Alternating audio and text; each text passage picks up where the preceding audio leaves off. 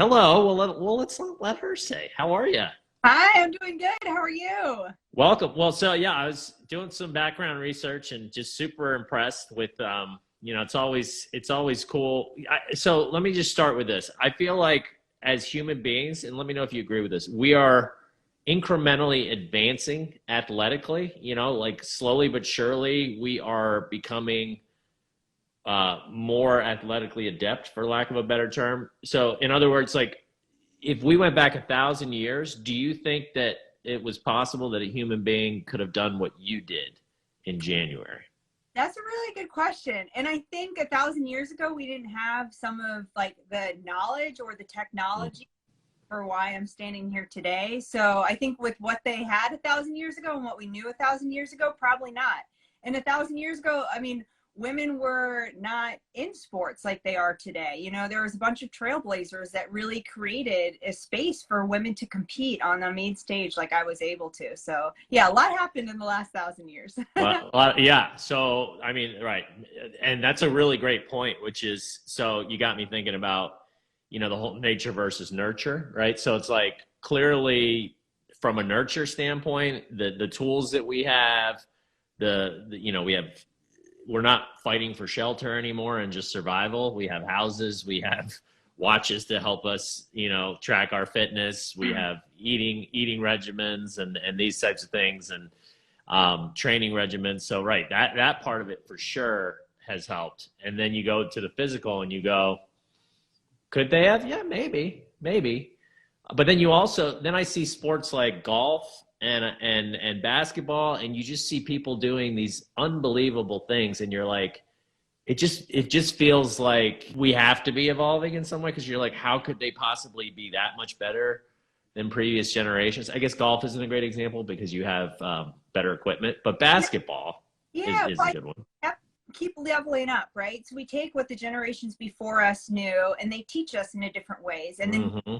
on that and we learn new things and then we're going to teach the next generation. So I think there is that evolution of us even just passing knowledge on for Mm. what we've learned. But I have a question for you real quick though. So Yes. the gaming, is there like a system you're into? Are you into old school gaming? Because on your website there's a lot of like Nintendo references. I'm Hmm. like, what kind of gaming do you? Right. So that's a homage to, so I grew up, I was an 80s kid, and, Atari, Nintendo, you name it, those early ones. Then I remember when like PlayStation came out and like my head exploded. I was like, what? And the Sega Genesis with Sonic the Hedgehog. So yeah, I was really into games back in the day, and I just never really stopped. And at some point, I hit 40, and it was like I was still, I got the PS4, PlayStation 4, and I'm playing down the bed. My wife goes to bed early, and it would be like just a really nice stress reliever for me to go down, and I would just play a game, and I'd be on the website ordering a game and be like, I'm officially 40 and ordering games. Is that okay? And then I was like, you're damn right, it's okay. Yeah, And yeah, I just kind of was like, you know what? I realized that the reason people like games so much, and everybody likes different types of games, whether it's Candy Crush on your phone or, an epic, role playing game on the computer or on your system. And it's like, the reason people like it is because you kind of get to escape. You feel like, oh, this isn't real world. I can be anybody I want. I can do anything that I could possibly dream of here. And all I got to do is kind of learn the rules of the game and figure out how to level up my character. And it just, at one point when I've been doing this stuff for a very long time in terms of just personal development and wellness, I started reading help books in college, self-help books in college, and have just always wanted to like better myself. And I think one of the big tricks and hard parts for people to go from I want to improve to actually improving is a mindset shift, and sort of tricking their little monkey brains into, speaking of 1,000 years ago, into wanting to take these actions that are good for us, into wanting to do these things that kind of say, you know what, I want to go for a run because there's an element of, I know I'm going to either win some sort of a game, or there's a social element. So you look at, and there's points, you look at things like Peloton, they're a perfect example. I feel like companies are finally starting to get it in terms of like, just a stationary bike, which was the thing for years. Speaking of the 80s, right? I can picture Jane Fonda in her leggings and just, but it's like now you have a screen and you're competing against others and you can see where they are and you've got friends that you can ride with and you've got points and you've got all these cool graphics and animations and you can watch them on your big screen.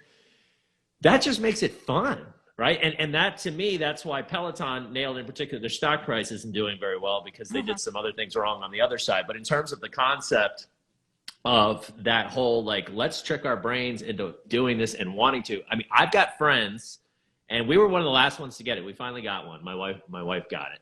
But I was kind of holding out because I was like, I just really don't like riding bikes. Like, that's just not my thing.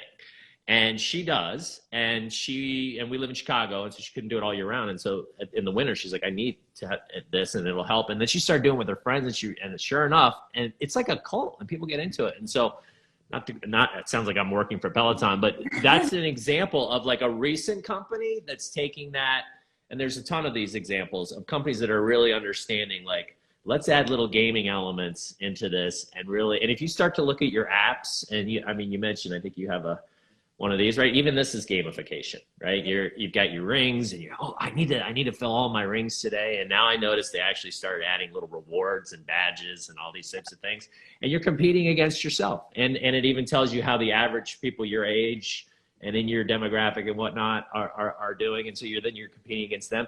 And it activates something in us that is very hard for us to do on our own. That motivating, like, ooh, I want to do this. Does that make sense? Yeah, I think what a lot of it is just goals, and I think they do goal setting for us, and they put them into like just small little win goals. So we feel like we're reaching our goals on a daily basis, whether on Peloton, I know you get that little check mark every day you work out, whether it's, a 5-minute yoga session or like a huge session. I'm on the hydro team, so we have like a rower at my house, and just seeing all those new things and doing like that, routine every day. I think they have turned it into just some sort of goal and reward system too. That's right. Right. Reward. So gamification. So I use gamification slightly different, but right. Points, rewards, social connectivity, competition. These are all things that motivate our brains to go, okay, I want to take this action, right? And some people might say, oh, I'm not really competitive. But I feel like everybody, to a certain degree, depending on what it is, has some sort of competitiveness in them. And that's why we're all different as human beings. And so there is no blanket, I feel like, this is going to work for everybody. But Peloton's a good example of somebody that they did a pretty good job. They got most people. But in general, you've got to kind of go, okay, what do I like to do? So for me, it's bad. So I still don't do the Peloton, by the way. I never did get into it because I'm like, it's just not my thing. And there's other ways that I stay active, and I don't need to do that. Basketball. I play basketball in a pickup league. For me, the competition, the social, when I get there, it's the guys that I know I've been playing with. There's that element to it. Then it's the competition and that camaraderie, who's on your team. You're fighting against the other bad guys, and then you're trying to win. And, it feels like it is a game, and it feels so fun to me that I don't even notice I'm working out. Like, I literally could play, and now that I'm getting a little older, my body will tell me, but I used to, back in the day, I would play 3-4 hours and just be drenched in sweat and be like, oh, did I work out? Oh yeah, cool. And so let's get into, speaking of your, your specialty and what you do, running. Let's go back and talk about how this kind of started. Was this something that you've always had a natural affinity for? Kind of like I was saying, like, I like playing basketball and I just kind of went with that. Or did you somehow get pushed into it? And why don't you tell your story on that? Yeah, I got into sports when I was young. I had 2 brothers really close to me, and we just loved playing outside. And my dad was really into sports too. So I just played everything growing up.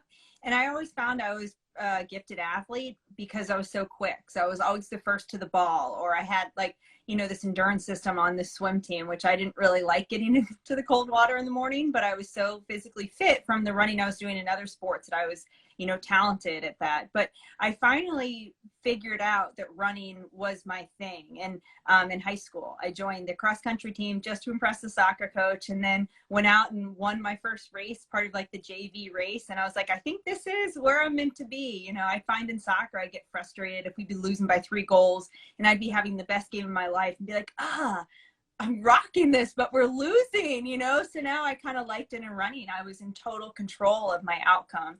And then also just with running, I like how pure it is, that the more you put in, typically the more you put out. Now, if you're going crazy and like overdoing and overtraining, then there's a negative effect. But I was also a math major. So I like just seeing like 1 + 1 = 2 with running. You do what you're supposed to do every day, and that includes rest days, that includes taking time down, but then you see results from that. So that kind of just, I don't know, tied into my personality, I guess. A good example. So, right, like we were talking, like everybody's got different personalities, right? So you're tying that into, and really that's kind of a way of gamifying it. You kind of gamified it without even realizing it, where your brain was going, okay, we like this. Like we like things that add up. We like things that make sense. Like if I do this, then I can expect this result, right?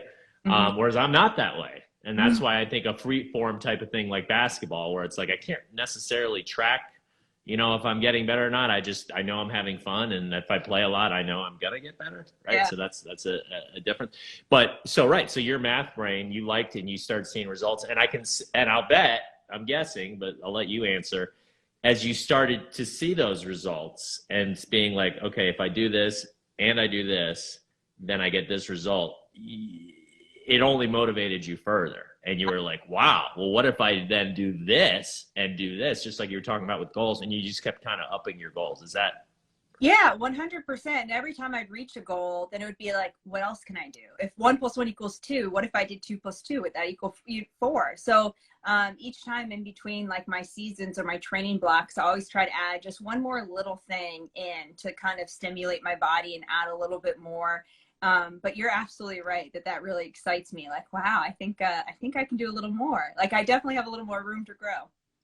Right. And then it's just a little bit more, and then a little bit more, right? Right. It's that one little step at a time. I mean, if you were to take a 10,000-foot step back, I'm sure that you would have never dreamed, like back then, you would have accomplished what you were able to back in January this year. So it's so funny because when I had 2 children, so I took a while off of running competitively, and then I came back just to run for me, to have that little space in my day. I never thought I would take it to this level.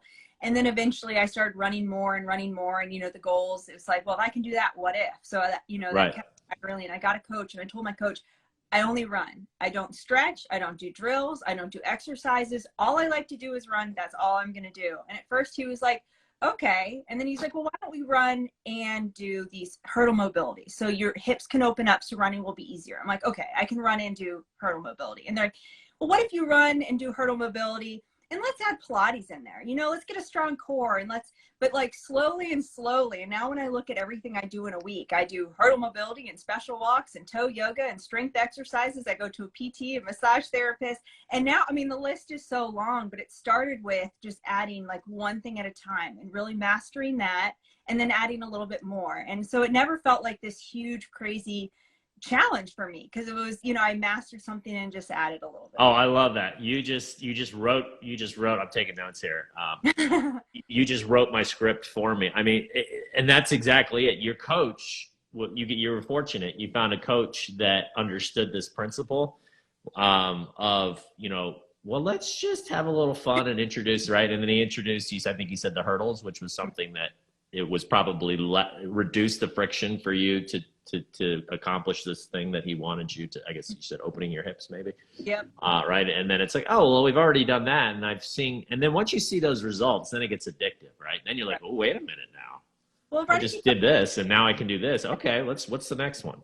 Yep. And then my form was better, so I felt more efficient, and then I was, staying injury free, which is a huge part about running, is just being able to stay healthy, doing as much as you can, staying healthy, because the trick to running is consistency. Well, really with anything, I think it's just the more you do it, the better you get. And it's not necessarily more. You don't need to go do tons of mileage, but doing like the most you can consistently. That's it. And so, okay, so now this all started back in, did you say junior high or high school?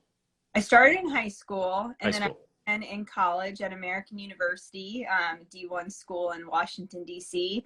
And then I ran for 2 years after competitively, and then I got injured. And it was an injury that required surgery that my insurance wasn't covering at the time. So I Oh, was kind wow. of out of the sport. So I left the sport, kind of fell back on my math degree, got a job in computer science, and I took like a decade halftime show almost. But Wow. What was the injury? Do you mind if I ask? no, yeah, it's called tarsal coalition, which was two bones in my foot that were connected that shouldn't have been. So because they Okay. released the pressure there, it was a perpetual stress fracture going on in my like ankle and foot area. Gotcha. Okay. Wow. Yeah. I had an ACL and a meniscus thing. So I was just curious if it was that, but yeah. Wow. 10 years. Okay. So why didn't you, and wait, maybe I can even help. I'm going to guess and you tell me if I'm right. As I'm asking this, I think I may know.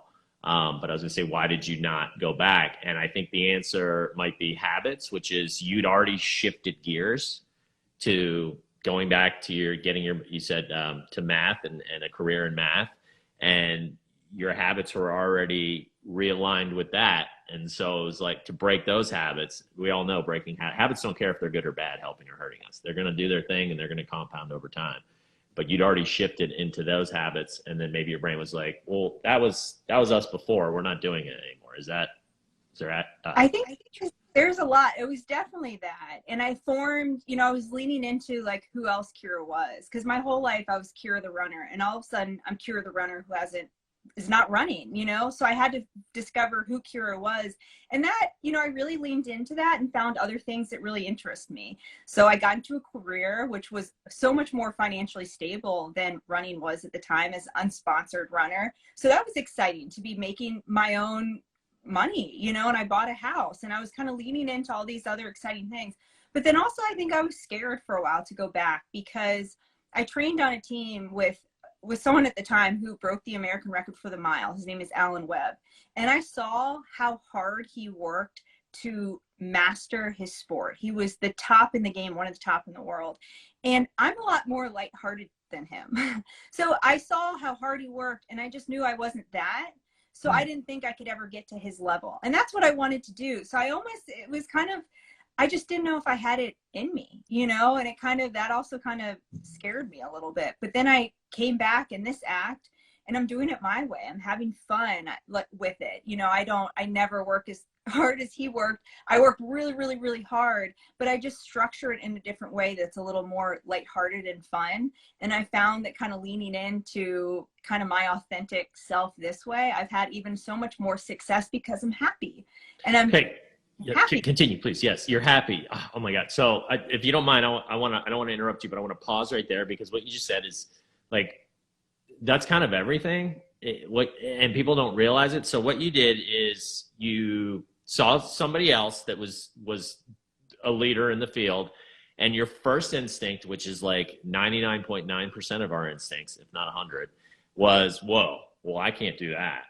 I mean, this person is like way above and beyond. I can't do that.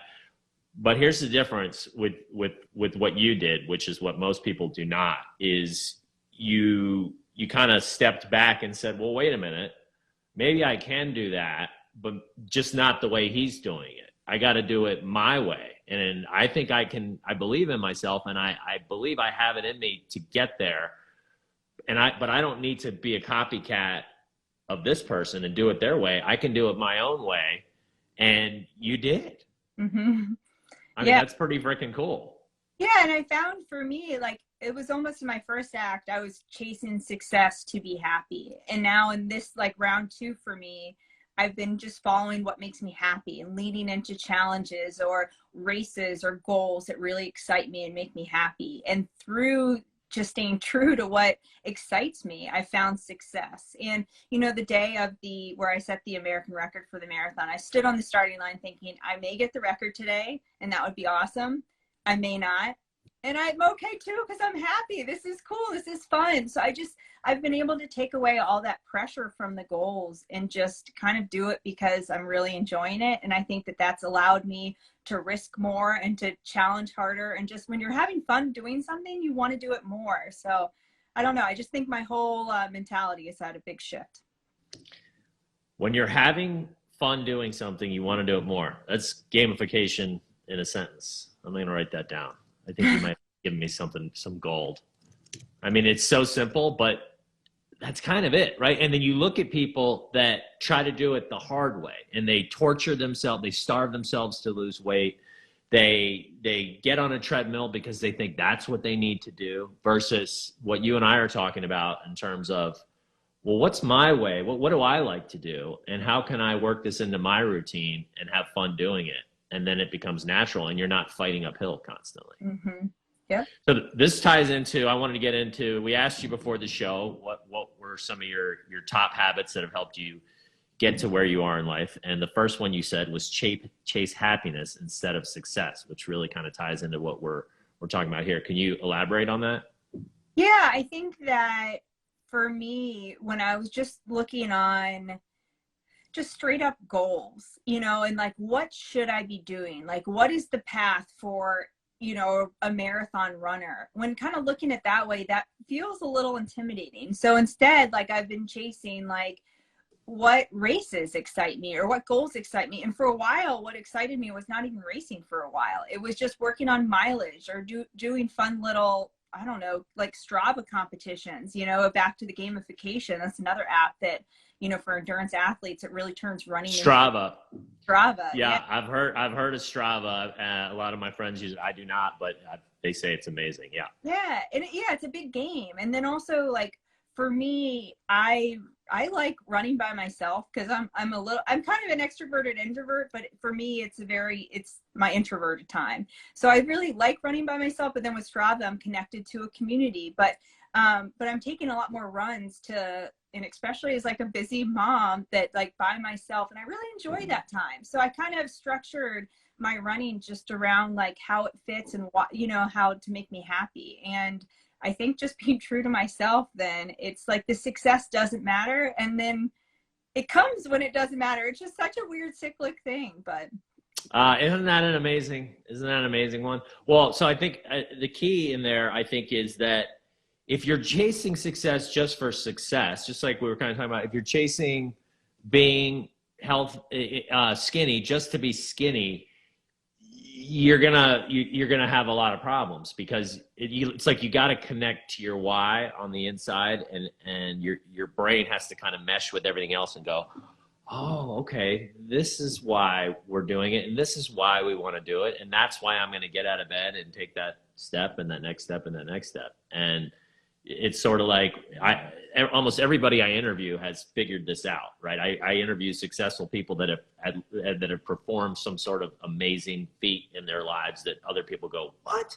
Like, how did they do that? And this is like the answer that everybody gives, basically, but in slightly different, everybody says it in slightly different ways. But people, it's not rocket science. It's figure out what you're really good at, what your strengths are, figure out what you really love, what your passions are, and start honing in on these things and figuring out how to marry them, and that's what you can make your career out of, your life, and when you do that, obviously you've had tons of obstacles and challenges, and there's been really difficult parts, but I'm guessing that because you were able to marry those two things, that's what's allowed you to push through all those obstacles. Whereas if you were doing something that you weren't really good at and you didn't enjoy, that first obstacle that hit, you'd be like, all right, I'm out, which is what most people do.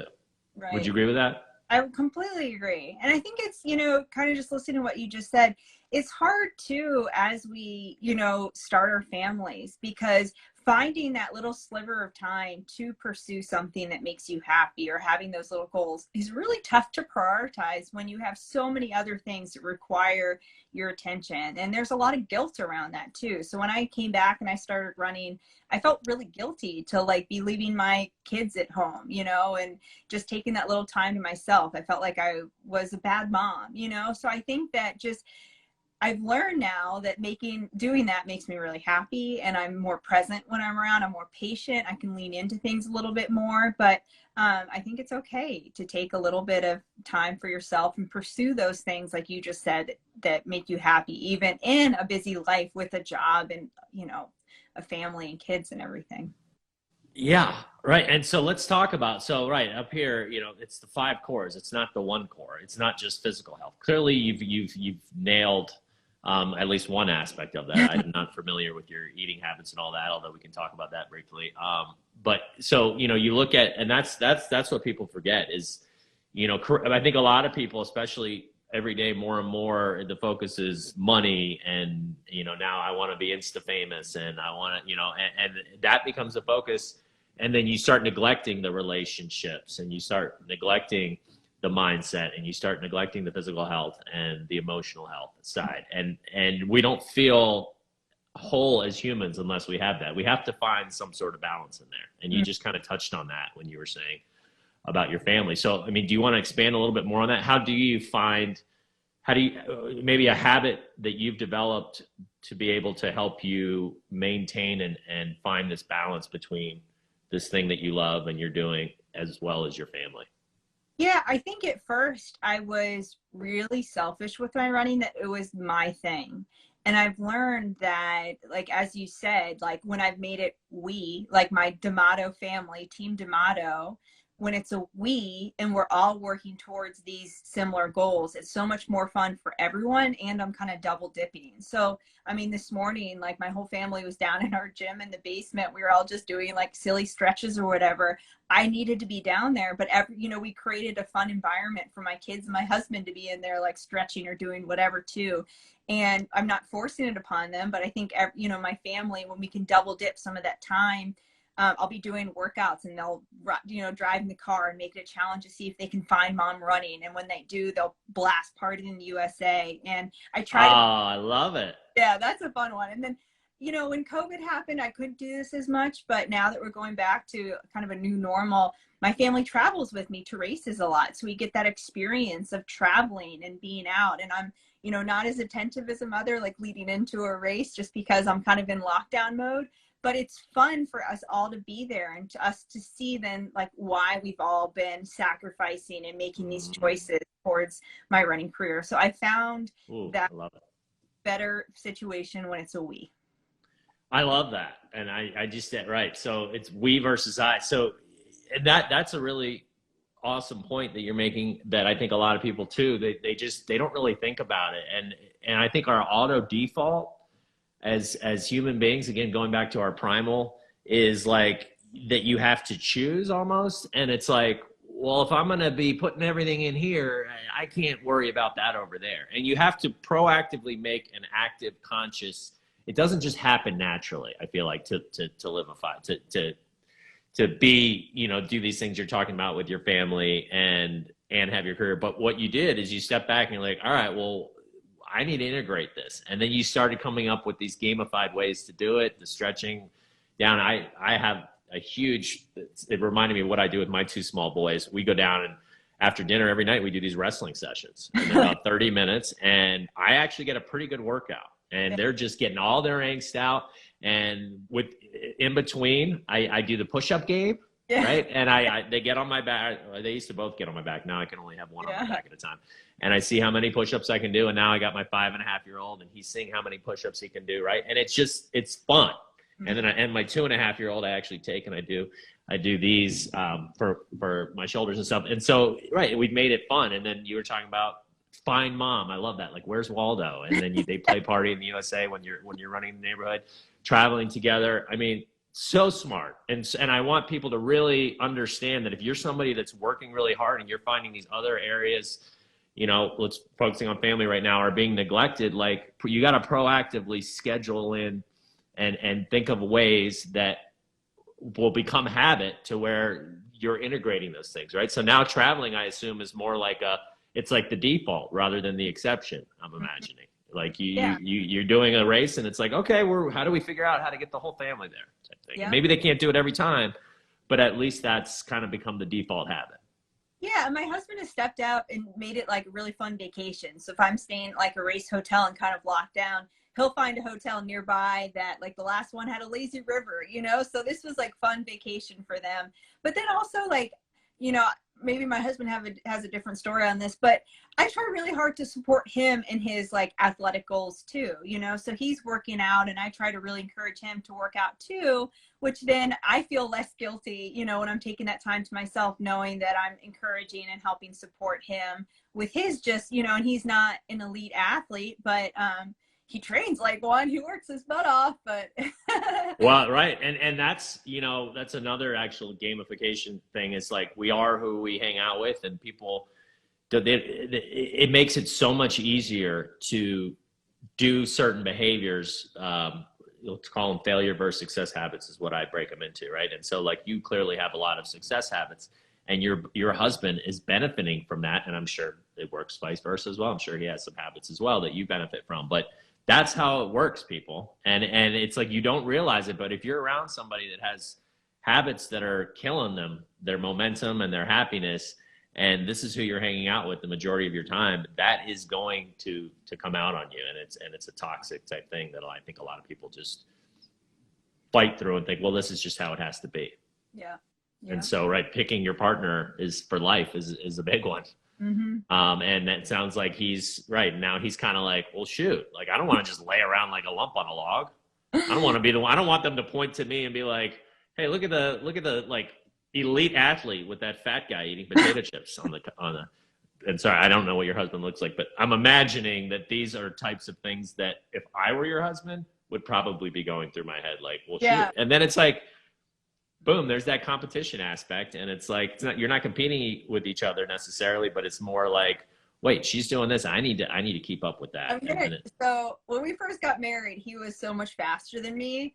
And then I've been running more and I've been taking down all his family records. So it is a competition. I made a family record board. He's not as into it as I am, I think, because I'm going one by one and taking his. Oh, I'm sure. Well, these aren't, you know, let's do something else as you take his records down one by one. Oh, the male ego. I understand. I love that. And so, okay. So there's another, right, little gamification thing you guys are doing. And that pushes, I'm sure both of you, it sounds like especially you.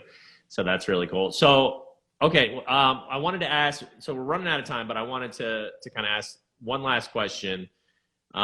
We've covered some of your habits. We've gone through kind of how you got here and whatnot. I just really want people to understand exactly what you did here. So let me just read this aloud. So you broke the American record for marathon, which stood for 16 years by running in 2 hours and 19 minutes and 12 seconds, which comes out to be 5 minutes and 18 seconds per mile. Is that accurate? Yeah. I mean, that's not a typo. Like, how? So you're running 26 miles for our UK and European friends. That's 42.195 kilometers. Like, I can't run a mile in 7 minutes, like one. I mean, that's just such an amazing feat. Like, and like, how did you go? Like, and when you started, you know, your career in high school, and then you got to here, like, did it take you this long? And you took that 10-year break in between, but did it take you this long to get to that level? Or do you feel like, well, I could have probably done this 5 years ago. I just didn't really push myself. It took me this long to get here. And I think like physically, I probably got here quicker than I did mentally. I think the mental part of this, like, I mean, going into the race where I broke the record, I knew my goal was to go for that pace, but there was no way I could think about if I hit that, I would be the American record holder, like the fastest American woman to ever run a marathon. That I couldn't wrap my head around, but I could, like, from my training and everything I've done, I know I could run 5:18 for 26.2 miles. So that I felt really confident about, but the gravity of it just, it put me into a tailspin for sure. But yeah, I think for the marathon, it takes a lot of patience, a lot of maturity. There's a big learning curve just as far as nutrition and being, you know, pacing yourself. And then just to build up that endurance takes years and years and years. So I think when I ran it, that, you know, maybe I could have run the time a week or two before, but it really took me 37 years to figure out how to get there. And I think that break played in a really big part of it. So even though I wasn't advancing physically during that time, I was maturing mentally and figuring something important. And I got myself into the right mindset to be able to tackle a goal of that magnitude. So the mindset, I want to, shine a spotlight on this. The mindset is just as important, if not more important than the physical. Well, let me let you answer that. I totally agree. I mean, both of them, you need both to fire right on that day. If I was fit physically, but mentally was, a little shaky, I wouldn't have hit it. If I was mentally super fit, but physically I didn't have it, I wouldn't have hit it. So somehow the stars aligned a little bit, and I was mentally in the right spot and physically in the right spot to hit it that day. Wow. Well, congratulations. So that record, the previous record, stood for 16 years. And, we opened the show by saying people are becoming, whether it's a combination of nurture versus nature, we're breaking records all the time. And I think now, after talking to you, I think my answer's clear that, maybe we are slightly evolving athletically, but I think that the mind, how we're evolving as humans and what we're learning and how we're able to use the knowledge that we learn from our mistakes and our failures and incrementally improve. And if it's somebody like yourself that's willing to do the work because they enjoy it and because they're passionate about it, there's really no way they can fail. It's just a matter of time. Yeah. I agree. Yeah. So, well, Keira, I know she pronounced it that way. I said Keira. You pronounce it Keira? Keira. Yeah, I don't. Yeah. Keira. I say call me whatever you want, just don't call me late for dinner. So that's. Oh, I love it. Oh, that's a mom joke. You're officially in the mom joke club. I got plenty of them as a dad. Well, thank you so much. This has been really nice, and let's keep in touch. Good luck. I'm gonna be looking out for you to break some other sort. Do you have another goal, by the way? Is there any? Are you like, okay, I've done it, or what's your next goal? I'm sure you have something. No, I finished. And at first when I finished, I was like, wow, that was the hardest thing I've ever done. I'm never running again, period. This is it. But then once your body recovers a little bit, it's like, what's next? So I have. What's next? You got to have goals. You can't just rest on your laurels. Right. So okay. Next few months, I'm going to try to break it down and work on some speed. The World Champs is this summer in the U.S. for the first time ever for track and field. So I'll have to run a 10K on the track to make that team. So that's goal number one. And then I'll do another marathon in the fall, hopefully improve upon that time. The day that I ran it, it was really windy and kind of cold. So I'm thinking with some more training and maybe a little bit tamer conditions, I can run faster than I did. And then we got the Olympics coming up in 2024 in Paris. So I'm not an Olympian right now. I would be honored to be one. So I'm going to be working my tail off to try to make that team. Wow. Okay. Well, now there's a fun goal. That's going to be neat. Okay, cool. Well, I'll definitely be looking out for it. I mean, so you have to obviously qualify. I was going to say, why wouldn't they want you? Don't they just call you up and say, let's do it? Okay. But you guys have to qualifiers and all. Top three we have like an Olympic trial competition in the U.S. It's earlier in 2024, and the top three women that finished that day are on our team. So I need to be top three on that day. Well, I have no doubt that you will be one of those top three women after talking to you. Thank you so much. This was great. Thanks everybody for tuning in. We'll cut these up into little snippets. There's a lot of good little juicy segments in here, and then we'll repost them and we'll tag you if you want to share with your peeps and whatnot. And thanks everybody. Thank you, Keira. Really good talking to you. Yeah, this was fun. Okay, bye-bye. That's it for the 5 Core Life. If you haven't already, go ahead and hit that like button on this video and pound that subscribe button so you get notified when new episodes drop. Also, please fill out the free 5 Core Life Evaluator quiz. It's a great way to get a baseline of where you are in the 5 cores and which of the 5 cores you need support. In addition, you'll get some actionable advice that you can apply and start improving your life in the areas that you need it most. That's it for today's episode of the 5 Core Life Podcast. Have a wonderful day. Get moving. Gain momentum. Join the movement. Join Emmett by going to moremomentum.com to take a free life evaluator quiz on where you currently stand in each of your 5 cores.